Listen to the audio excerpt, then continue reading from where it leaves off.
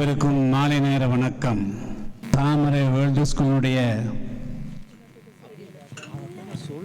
24-25 ஆண்டினுடைய ஆண்டு விழா மற்றும் விளையாட்டு விழா, புகையில்லா பொங்கல் விழா ஆகிய முப்பெரும் விழா நிகழ்ச்சிக்கு பெருவாரியாக கலந்து கொண்டிருக்கக்கூடிய அன்புள்ளம் கொண்ட பள்ளியினுடைய முதற்கண் பெற்றோர்களுக்கும் குழந்தைகளுக்கும் மற்றும் இன்றைய நிகழ்ச்சியில சிறப்பு விருந்தினராகவும்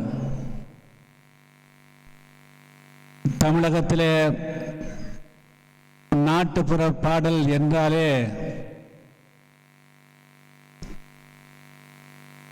ஒரே ஒரு பெயர் மட்டுமே முன்னிலையிலே வந்து நிற்கும். அந்த புகழுக்குரிய அன்பு சகோதரர் புஷ்பவனம் குப்புசாமி அவர்களுக்கும் அவருடைய துணைவியார் அவர்களுக்கும்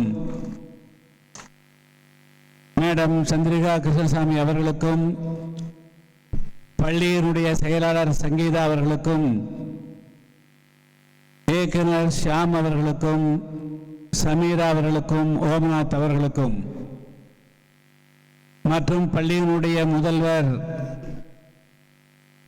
லதா அவர்களுக்கும் அட்மினிஸ்ட்ரேட்டிவ் ஆபீசர் கார்த்திகேயன் அவர்களுக்கும் மற்றும் நமது பள்ளியினுடைய தூண்களாக நின்று வருங்கால சமுதாயத்தினரை இன்னும் 10 அல்லது 15 ஆண்டு காலம் கழித்து அவர்கள் சமுதாயத்தை எதிர்கொள்வதற்கு உண்டான எல்லா விதமான ஆக்கத்தையும் ஊக்கத்தையும் அளிப்பதற்காக தங்களை அர்ப்பணித்துக் கொண்டிருக்கக்கூடிய ஆசிரியர் பெருமக்களுக்கும் மற்றும் அலுவலர்களுக்கும் ஓட்டுநர்களுக்கும் மற்றும் இதர பணியாளர்களுக்கும் பல்வேறு வகைகளில் நம்மோடு இணைந்து பணியாற்றக்கூடிய அனைவருக்கும் என்னுடைய முதற்கண் நெஞ்சு நிறைந்த மாலை நேர வணக்கத்தை தெரிவித்துக் கொள்ள விரும்புகிறேன். கடந்த முறை உங்களிடத்தில் 2 வருடங்களுக்கு முன்பு இதேபோன்ற ஆண்டு விழாவுக்காக தமிழகத்தினுடைய மேதக ஆளுநர் அவர்கள் அழைக்கப்பட்டிருந்தார்கள். அந்த நிகழ்ச்சியிலே உங்கள் மத்தியிலே அதிக நேரம் பேசியதற்கு பிறகு இன்று நம்முடைய நிகழ்ச்சிக்கு சிறப்பு விருந்தினராக வருகை புரிந்திருக்கின்ற நம்முடைய அன்பு சகோதரர்கள் புஷ்பவனம் குப்புசாமி அவர்களோடும் அனிதா குப்புசாமி அவர்களும் கலந்து கொள்ளக்கூடிய இந்த நிகழ்ச்சியில உங்களோடு சிறு இது பேசுவதற்குண்டான வாய்ப்பை பெற்றிருக்கிறேன். கடந்த 2 வருடங்களுக்கு முன்பு ஆளுநர் அவர்கள் கலந்து கொண்ட நிகழ்ச்சியில நான் பல்வேறு விஷயங்களை பேசினேன். நம்முடைய தாமரை வேர்ல்டு ஸ்கூல் என்ன நோக்கத்திற்காக, என்ன லட்சியத்திற்காக, என்ன குறிக்கோளோடு, அதுவும் நகரத்தினுடைய மையப்பகுதியிலே இருந்து ஏறக்குறைய 20 கிலோமீட்டருக்கு அப்பால் இந்த பள்ளி துவக்கப்பட்டது என்பதை அன்று நான் எடுத்து வைத்தேன். அதாவது வணிக நோக்கத்தோடு ஒரு பள்ளியை துவங்குவது என்பது ஒன்று, வருங்கால சமுதாயத்தினரை தலைவர்களாக உருவாக்க வேண்டும் என்ற நோக்கத்தோடு உருவாக்குவது என்பது ஒன்று. அந்த வகையில் படித்து மருத்துவர் ஆன பிறகு நம்மை இந்த சமுதாயம் மருத்துவராக உருவாக்கி கொடுத்திருக்கிறது. அதே போன்று இந்த சமுதாயத்தினுடைய இளம் தலைமுறையை மருத்துவர்களாக, பொறியாளர்களாக, வழக்கறிஞர்களாக, வல்லுநர்களாக, இன்னும் சொல்ல போனால் வேலை தேடி செல்லக்கூடியவர்களாக அல்ல, வேலை கொடுக்கக்கூடியவர்களாக இந்த சமுதாயத்தில் ஒரு சமுதாயத்தை உருவாக்க வேண்டும் என்ற லட்சியத்தோடு தான் இந்த பள்ளியை எப்படி உருவாக்க வேண்டும், கட்டிடங்கள் எப்படி அமைய வேண்டும், கட்டிடம் எங்கே அமைய வேண்டும், கட்டிடத்துக்கு உள்ளும் புறமும் எப்படிப்பட்ட சூழல்கள் அமைய வேண்டும் என்பதை எல்லாம் தெரிந்து கொள்வதற்காக 3 முறை நான் இங்கிருந்து உலகளவிலே இப்பொழுது கல்வி என்று சொன்னாலே பின்லாந்து என்று அழைக்கப்படக்கூடிய அந்த அடையாளமிக்க அந்த நாட்டிற்கு சென்று இந்த பள்ளியினுடைய கட்டிடம், வகுப்பறைகள் வடிவமைக்கப்பட்டன. அதே போன்றுதான் பள்ளிக்கூடம், அதாவது கல்விக்கூடம் என்பது மாணவர்கள் வெறும் புத்தகத்தை மட்டும் படித்து வரக்கூடிய காலகட்டங்களிலே அவர்கள் விட முடியாது. அவர்கள் தங்களுடைய திறமைகளை பல்வேறு விதங்களிலே வளர்த்துக் கொண்டதற்குண்டான வாய்ப்புகள் உடைய இடமாக ஒரு பள்ளி அமைய வேண்டும். இதே பள்ளியை நான் நகரத்தினுடைய மையப்பகுதியில் அமைத்திருக்க முடியும். ஆனால் அது முழுக்க முழுக்க வணிக நோக்கமாக இருந்திருக்க முடியும். ஆனால் தொலைநோக்கு பார்வையோடு காற்றிலே மாசு இல்லாத, குடிநீரிலே மாசு இல்லாத, சத்தம் இல்லாத ஒரு மிக அமைதியான இயற்கை சூழல் மேற்கு தொடர்ச்சி மலையினுடைய அடிவாரத்தில் அடுத்த 10 ஆண்டு காலம் 15 ஆண்டு காலம் கழித்து பார்க்கின்ற பொழுது எங்கு பார்த்தாலும் நகரமயமாக இருக்கும், வாகனங்களாக இருக்கும். ஆனால் அப்பொழுது நம்முடைய பிள்ளைகளை எல்லாம் எங்கே ஒரு நல்ல அமைதியான இடத்திலே படிக்க அனுப்புவது என்று பார்க்கின்ற பொழுது அது தாமரை வேர்ல்டு ஸ்கூலாகத்தான் இருக்க முடியும். அந்த லட்சியத்தோடு தான் நம்முடைய தாமரை வேர்ல்டு ஸ்கூல் படிக்கக்கூடிய மாணவர்களுடைய எல்லா விதமான சூழ்நிலையும் இதமாக இருக்க வேண்டும். பள்ளிக்குள் நுழைவது என்று சொன்னாலே அவர்களுக்கு ஒரு இன்பமயமாக இருக்க வேண்டும். ஒரு ஆய்வில் 120 to 30% மாணவர்களுக்கு பள்ளிக்கே செல்வது பிடிப்பதில்லை என்ற ஆய்வு தான் இருக்கிறது. ஆனால் நாங்கள் செய்த ஆய்வின்படி எந்த ஒரு குழந்தையும் தாமரை வேர்ல்டு ஸ்கூலுக்கு வருவதற்கு அவர்கள் சங்கடப்படுவது கிடையாது. அந்த அளவுக்கு உண்டான சூழ்நிலைகள் இங்கே இருக்கின்றன. எனவே ஒரு சர்வதேச பள்ளியை வெறும் வேர்ல்டு ஸ்கூல் என்று சொல்லுவது அல்லது இன்டர்நேஷனல் என்று பெயரை மட்டும் வைத்துக் கொண்டு ஒரு சாதாரண பள்ளியை போல நடத்தாமல் அந்த கட்டிட அமைப்புகள், வகுப்பறைகள், அதனுடைய நாற்காலிகள், அதே போல பள்ளிக்கூடத்தினுடைய 4 பக்கங்களிலும் தமிழ்நாட்டினுடைய எந்த பள்ளியிலேயும் பள்ளியினுடைய முன்பு விளையாட்டு அரங்கம், 2 பக்கவாட்டிலும் விளையாட்டு அரங்கம், பின்வாங்க விளையாட்டு அரங்கம் என்று எந்த பள்ளிக்கும் கிடையாது. ஆனால் இதையெல்லாம் நாங்கள் ஏன் உருவாக்கி இருக்கிறோம் என்று சொன்னால் வரக்கூடிய காலகட்டம் என்பது சவாலானதாக இருக்கும். அந்த காலத்திலே ஒரு பள்ளி மாணவன் அதிகமான மதிப்பெண்கள் பெற்றால் மட்டும் போது என்று கணக்கிடக்கூடிய சூழ்நிலைகள் வரும். ஆனால் வரக்கூடிய காலகட்டங்களை வெறும் மதிப்பெண்களை வைத்து ஒரு சமுதாயத்திலே தன்னை நிலைநிறுத்திக் கொள்ள முடியாது. பல்வேறு திறமை மிக்கவர்களாக அவர்கள் உருவெடுத்து வர வேண்டும். ஒருவர் விளையாட்டு வீரராக வரலாம். அது விளையாட்டு என்று வருகின்ற பொழுது பல்வேறு விதமான விளையாட்டுகள், ட்ராக் ஈவெண்ட் இருக்கிறது, ஃபீல்டு ஈவெண்ட் இருக்கிறது, அதுபோக டென்னிஸ் இருக்கிறது, வாலிபால் இருக்கிறது, ஃபுட்பால் இருக்கிறது, கிரிக்கெட் இருக்கிறது என்று பல இருக்கிறது. நம்முடைய பள்ளியில் நாம் இந்த விளையாட்டு எதுவும் இல்லை என்று குறை காண முடியாத அளவுக்கு, யாரும் சொல்ல முடியாத அளவிற்கு ஏறக்குறைய 16 விதமான விளையாட்டுக்களை இந்த பள்ளியில் நாம் வைத்திருக்கிறோம். இதெல்லாம் சாதாரணமாக எல்லா பள்ளிகளிலும் செய்ய முன்வர மாட்டார்கள் என்று சொன்னால் அதற்கான ஒவ்வொரு ஆசிரியரும் அதற்காக நியமிக்கின்ற பொழுது அவர்களுக்கான செலவிடங்கள் கூடும். எனவே அவர்கள் ஒரு மைதானத்தை வைத்திருப்பார்கள். அது ஒரு அடையாளம். சட்டப்படி ஒரு மைதானம் இருந்தால் போதும், அந்த பள்ளிக்கு அங்கீகாரம் கிடைக்கும். எனவே அங்கீகாரத்துக்காக, சட்டரீதியான அங்கீகாரத்துக்காக ஒரு விளையாட்டு மைதானத்தை வைத்திருப்பது என்பது வேறு.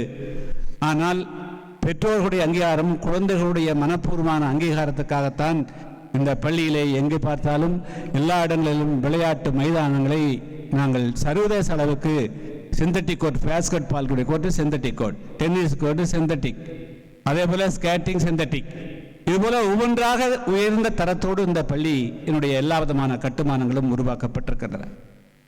இந்த பள்ளியை உருவாக்குகின்ற சிந்தனை வந்த பொழுது இதை முழுக்க முழுக்க ரெசிடென்சியல் ஸ்கூல்,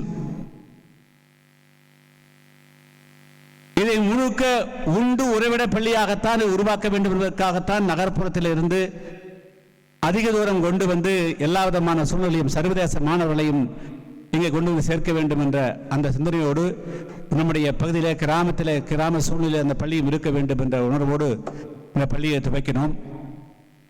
இப்பொழுது அந்த பள்ளி துவக்குகின்ற அந்த சூழ்நிலையில் எதிர்பாராத விதமாக கொரோனா வந்தது. எனவே நம்முடைய அனைத்து திட்டங்களுமே அப்பொழுது செயல்படுத்த முடியாமல் போய்விட்டது. இப்பொழுது பெற்றோர்களுடைய நீண்ட எதிர்பார்ப்புகளை நிறைவேற்றக்கூடிய வகையில் மாணவர்களுக்கும் தனித்தனியாக மாணவ விடுதிகள் இப்பொழுது உருவாக்கப்பட்டு விட்டன. எல்லா விதமான வசதிகளும், அங்கே உணவு முதல் தங்கக்கூடிய இடம் முதல் ஏர் கண்டிஷன், இந்த பகுதியில் சுற்று வட்டாரத்தில் ஏறக்குறைய 50 கிலோமீட்டர் சுற்று வட்டாரத்தில் எல்லாமே குளிரூட்டப்பட்ட வசதியோடு எந்த ஹாஸ்டல் வசதியும் எந்த பள்ளிக்கூடத்திலையும் இங்கே கிடையாது. ஆனால் அது தாமரை வேர்ல்டு ஸ்கூல் தான் உருவாக்கி கொடுத்திருக்கிறோம். எனவே இதையெல்லாம் எதற்கு என்று சொன்னால் இது சொகுசை உருவாக்குவதற்காக அல்ல. பள்ளி மாணவர்கள் அதிக நேரம் பள்ளியிலே எந்த அளவுக்கு அவர்கள் தங்களை நேரம் செலவழிக்கிறார்களோ அந்த அளவுக்கு அவருடைய இதர திறமைகளை வளர்த்துக் கொள்ள முடியும். பள்ளி காலை 9 மணிக்கு துவங்கி மதியம் 3 மணிக்கு முடித்தால் 6 மணி நேரம். அந்த 6 மணி நேரத்தில் சிபிஎஸ்இனுடைய பாடத்திட்டம், இந்த சர்வதேச பள்ளியினுடைய பாடத்திட்டத்தை ஆசிரியர் சொல்லிக் கொடுப்பதற்கு நேரம், அதை கற்றுக்கொள்வதற்கு வீட்டு பாடத்தை கற்றுக்கொள்வதற்கு அது நேரம் போய்விடும். விளையாடுவதற்கு நேரம் போதாது. இதே போலதான் நம்முடைய பள்ளியில் கூட எல்லா விதமான வாய்ப்புகளையும் கொடுக்கின்ற பொழுது நம்முடைய பிரின்சிபல் லதா அவர்கள், நான் எந்த பாடம் இருக்கிறதோ இல்லையோ கண்டிப்பாக நம்முடைய பள்ளியில தினமும் 40 நிமிடத்துக்கு குறைவில்லாமல் விளையாட்டு கண்டிப்பாக இருக்க வேண்டும் என்று சொன்னேன். ஆனால் நான் செஸ் கொடுத்தோம், அதே போல கீபோர்டு வந்தது, ஓரல் மியூசிக் வந்தது, இப்படி ஒவ்வொன்று, அதே ஸ்கேட்டிங் வந்தது, கராத்தே வந்தது, ஆர்ச்சரி வந்தது. இப்படி ஒவ்வொன்றாக ஒன்று வருகின்ற பொழுது அவர்களுக்கு நேரம் இல்லாமல், எனக்கு தெரியாமல் கூட ஒரு முறை அவர் வாரத்தில் 6 நாட்கள் இருக்கக்கூடிய விளையாட்டு நேரத்தை 3ஆக குறைத்திருந்தார்.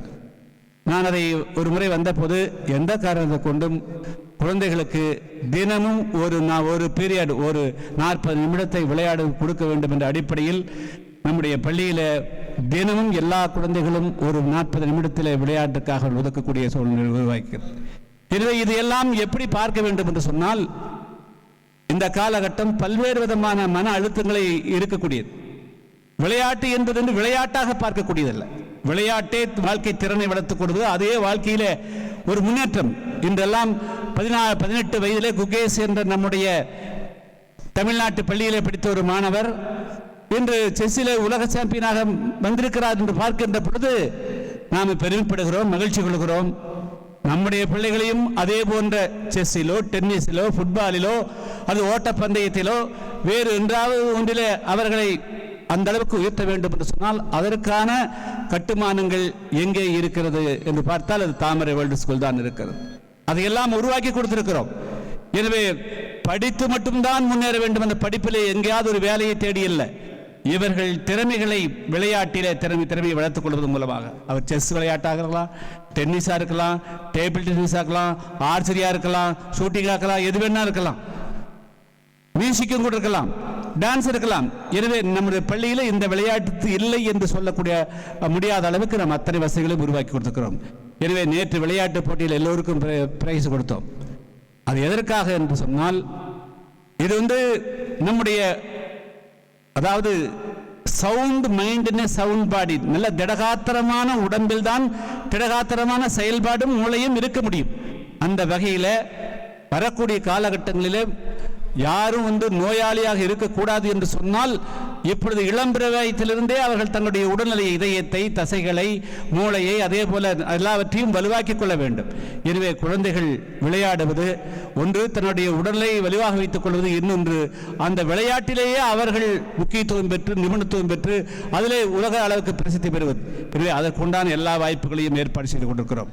படிப்பு மட்டுமல்ல, அதே போல பேச்சு போட்டி, எழுத்து போட்டி, கவிதை போட்டி என்று அதற்கும் தனியாக நாம் கவனம் செலுத்துகிறோம். அதேபோல் ஒழுக்கத்திலும் அதிகமாக கவனம் செலுத்துகிறோம். தாமரை வேர்ல்டு ஸ்கூல் என்று சொல்லுகின்ற பொழுது ஒரு மிக முக்கியமான அடையாளம். இந்த பள்ளியிலே படித்து செல்லக்கூடியவர்கள் அவர்கள் தமிழ்நாட்டிலே வேறு கல்லூரிக்கு சென்றாலும் அவர்கள் வேறு உயர் படிப்புக்கு செல்கின்ற பொழுதும் எந்த பள்ளியிலே படித்த மாணவன் என்று கேட்கின்ற பொழுது தாமரை வேர்ல்டு ஸ்கூலில் படித்த மாணவன் ஒழுக்கத்திலே சிறந்த மாணவனாக இருப்பான் என்ற அடிப்படையிலே ஒழுக்கத்துக்கு முக்கியத்துவம் கொடுக்கிறோம். அதே போல எக்ஸ்ட்ரா கரிக்குலர் படிப்பு அல்லாத விளையாட்டுக்கள் மற்ற எல்லாவற்றுக்கும் முக்கியத்துவம் சமமாக கொடுக்கப்பட்டு ஒரு முழு மனிதனாக ஹோலிஸ்டிக் ஒரு முழு மனிதனாக இந்த பள்ளியிலே இருந்து வெளியேறுகின்ற பொழுது அப்பா அம்மாவுக்கும் தாத்தாவுக்கும் கூட அவர்கள் ஆலோசனை சொல்லக்கூடியவர்களாகவும் பெற்றோருடைய தயவில்லாமல் தங்களை தாங்களே சொந்த கால் நிற்கக்கூடியவர்களாகவும் உருவாக்குவதுதான் தாமரை பள்ளியினுடைய லட்சியம். அந்த லட்சியத்தை நிறைவேற்றக்கூடிய வகையிலே இப்பொழுது 4வது ஆண்டிலே அடியெடுத்து வைத்திருக்கிறோம். உங்களுடைய ஆதரவோடு ஒத்துழைப்போடு இன்னும் கூடுதலாக நீங்கள் ஒத்துழைப்பு கொடுங்கள்.